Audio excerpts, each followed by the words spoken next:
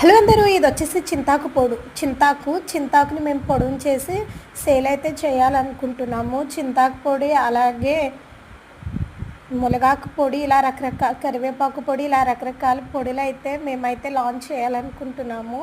Only మేము పొడులు అమ్మాలి అనుకుంటున్నాము. చూడండి, ఈ రెడ్ కలర్ చింతాకు వచ్చేసి చాలా పుల్లగా ఉంటుంది. దీని టేస్ట్ కూడా చాలా బాగుంటుంది. లేత చింతాకు పప్పులో వేసుకోవచ్చు, అలాగే పచ్చిరొయ్యలో కూడా వేసుకోవచ్చు. మేమైతే ఇది సేల్ చేయాలని అనుకుంటున్నాము. చూడండి, ఫ్రెష్గా అయితే మేము చెట్టుకెళ్ళి కోసుకొచ్చాము.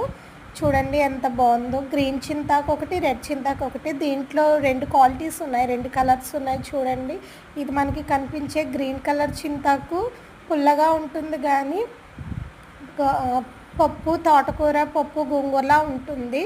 అదే రెడ్ చింతాకు అయితే కర్రీలో అయితే కలిసిపోతుంది, కనిపించదు కూడా.